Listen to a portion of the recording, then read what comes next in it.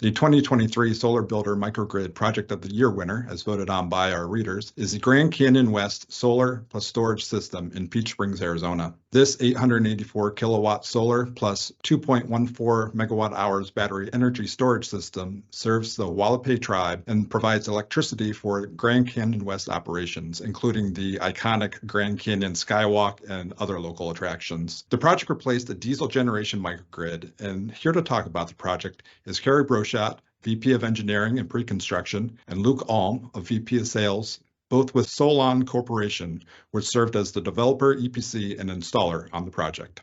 Hello, gentlemen. To start off, can you give me some backstory on this project and how did it come together? Sure thing. Good morning, Brad. Thanks for having us. So the project is up at the Hualapai tribe, which is a Native American tribe up in northern Arizona. So many people have been to the Grand Canyon Skywalk. That's where they have the super scary, but also super fun Grand Canyon Skywalk, where you can walk out on glass above the Grand Canyon and see down. That's pretty much exactly where this project is located. There's about 2,000, up to about 2,000 people living up there in the tribe. And this specific portion of the tribe is powered only by diesel generators, or it used to be, right? So 3 big, huge diesel generators. Electricity was obviously very expensive and also very unreliable, running on this entire portion of this small little city just on diesel generators. So they worked with the Department of Energy and Solon to develop the project. We ran literally thousands of different iterations to find out what would be the optimal system to put in place for them at the tribe there. So it was decided upon the current system size, which is about 1 megawatt of solar and about 2 megawatts of battery. And that system will produce, depending on the year, the goal is to produce about 30 to 50% offset. Developing the sequence of operations really focused on maximizing the solar production that was used. So utilizing that solar production in the morning to power all the loads on the grid, as well as charge the batteries or the battery system during those morning hours. The battery stays online at all times in order to support either sudden spikes in load or drops in production. So it really is a seamless transition between all sources on the grid.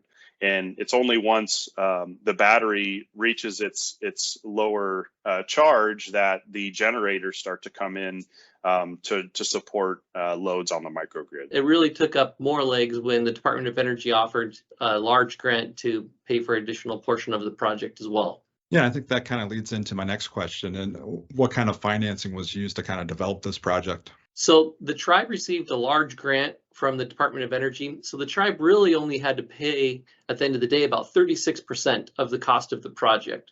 So the anticipated savings from the project are 40 cents per kilowatt hour or more, because they're running the entire portion of the city just on diesel generators. The savings will be significant. They should be saving between $500,000 and $1 million a year right away, depending on how much cost you're allocating towards maintenance and of the generators, and fuel costs can be hard to predict at times, but let's just put that right in the middle with $750,000 of savings a year.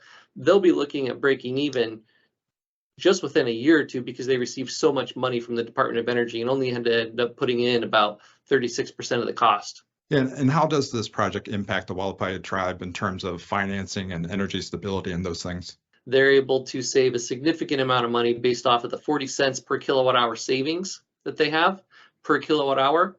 The system was originally designed to produce about 30 to 50% of the energy. So instead of running their generators either full time or all of the time, they're able to increase grid reliability by running the solar and battery storage as much of the time as possible, and limiting their fuel cost, maintenance, generator runtime, and other items. It also allows options for if there is a generator outage, the battery can black start the grid. There's even functionality where the PV inverters can work with the battery even when it's not discharging to black start the grid.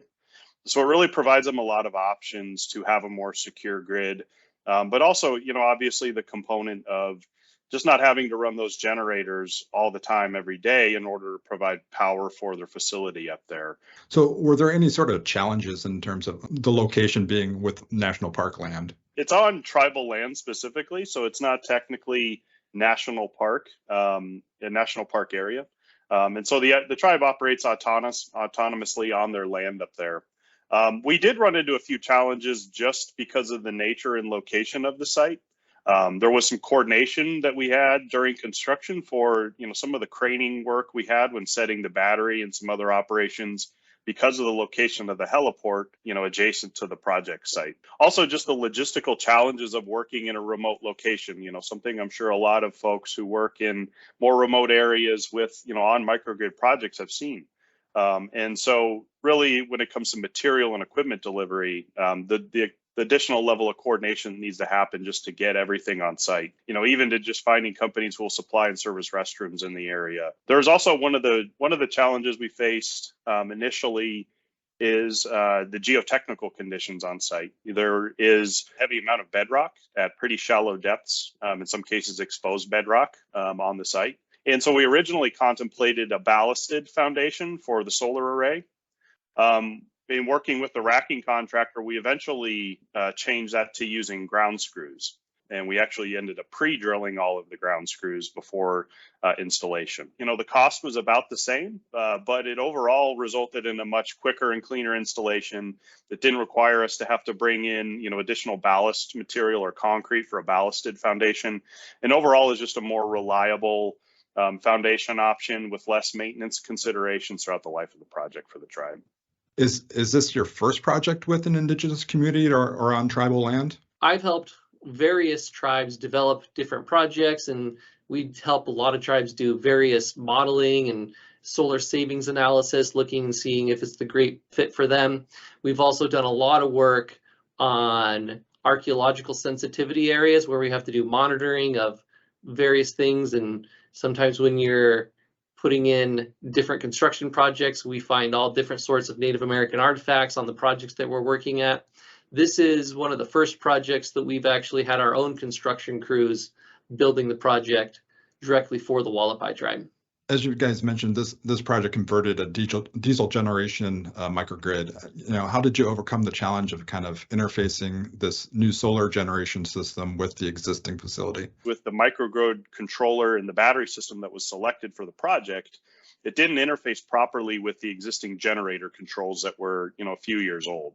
We had to work with the tribe to upgrade the generator controllers to a system that would talk back and forth with the microgrid controller and allow it to dispatch the generators properly. And in the end, too, one of the items that we found that proposed one of the biggest challenges for us is actually just the communications between the devices. The generators are set up in a certain way on the existing network of the tribe.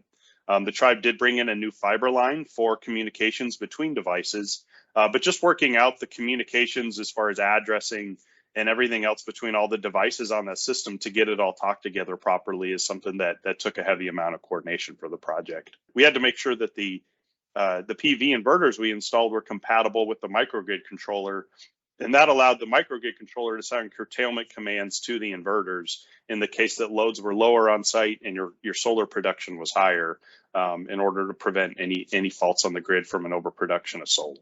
One aspect I was really interested in was how this project incorporated planning for the possibility of local utility possibly powering this area.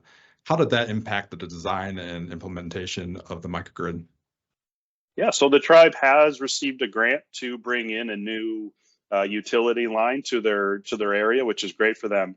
That process is expected to take several years to develop and install that line. And so throughout the course of the project, that's something we had to consider to make this system grid connection ready. So the battery system had to be compatible with the future grid connection and work seamlessly with that source as well. So in the future, that'll allow the tribe to essentially take the generators completely offline, but really just have a very firm, cleaner and cheaper source of power for them in the future once they do establish that grid connection. I appreciate you guys taking the time to kind of give me the sort of backstory of this great project that has won our Microgrid Project of the Year. So thank you, gentlemen, for your time today. Thank you, Brad. Happy to join.